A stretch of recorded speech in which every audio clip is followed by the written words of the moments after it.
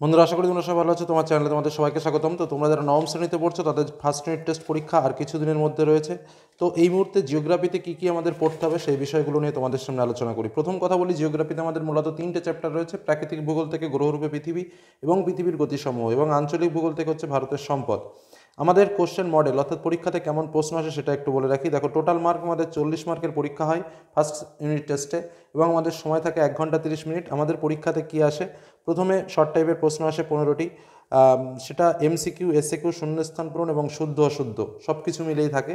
তবে মনে রাখবে, এমসিকিউ প্রশ্নগুলোর ক্ষেত্রে কিন্তু কোনো প্রকার অথবা থাকে না, অর্থাৎ যে কটা প্রশ্ন থাকে সে কটা প্রশ্নের উত্তরই করতে হয়।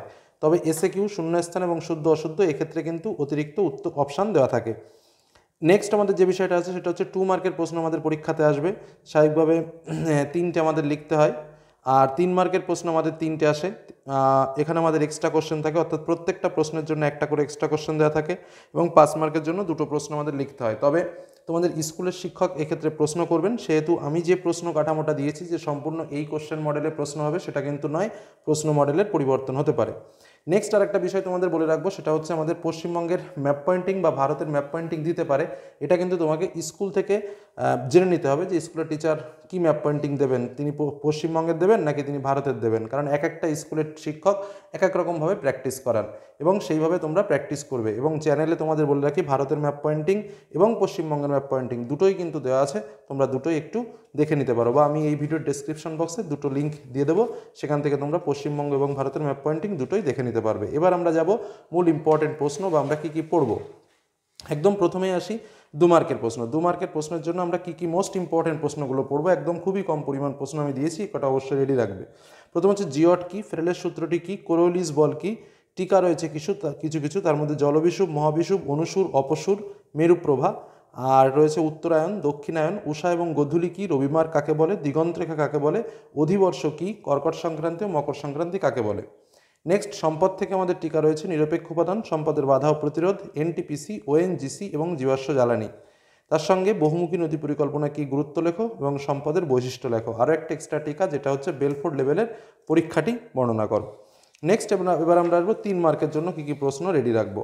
প্রথম হচ্ছে পৃথিবীকে নীল গ্রহ বলা হয় কেন, জিপিএসের ব্যবহার লেখো, পৃথিবীর নিরক্ষীয় ব্যাস ও মেরু ব্যাস সমান নয় কেন, পৃথিবী মানুষের আবাসস্থল রূপে গড়ে উঠেছে কেন, পৃথিবীর আকার অভিগত গোলাকার, তার সম্বন্ধে প্রমাণ দাও।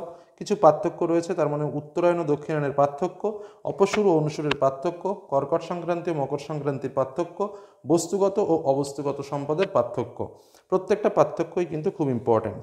নেক্সট, সম্পদ সংরক্ষণের প্রয়োজনীয়তা কী, আকরিক লোহা এবং কয়লার শ্রেণীবিভাগ খুব ইম্পর্ট্যান্ট।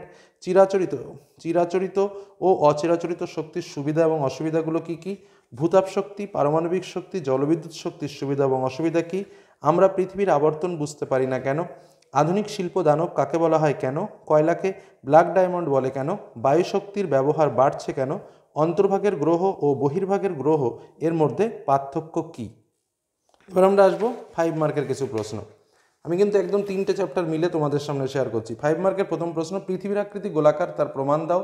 আহ্নিক গতি ও বার্ষিক গতির পার্থক্য লেখো। আহ্নিক গতি ও বার্ষিক গতির প্রমাণগুলি উল্লেখ করো। আহ্নিক গতির ও বার্ষিক গতির ফলাফল লেখো। ঋতুচক্র কাকে বলে, ঋতুচক্রের বর্ণনা দাও।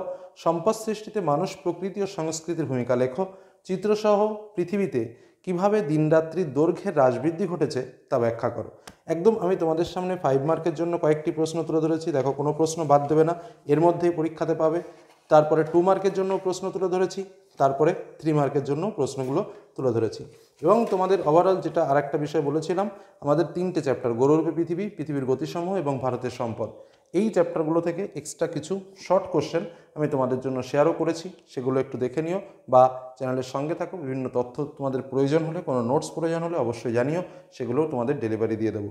তো এই বলে আজকের আলোচনা শেষ করলাম। এই প্রশ্নগুলো কিন্তু অবশ্যই রেডি করে পরীক্ষার হলে যেও, দেখবে এখান থেকেই তোমরা লিখতে পারবে এবং কমন পাবে। ধন্যবাদ।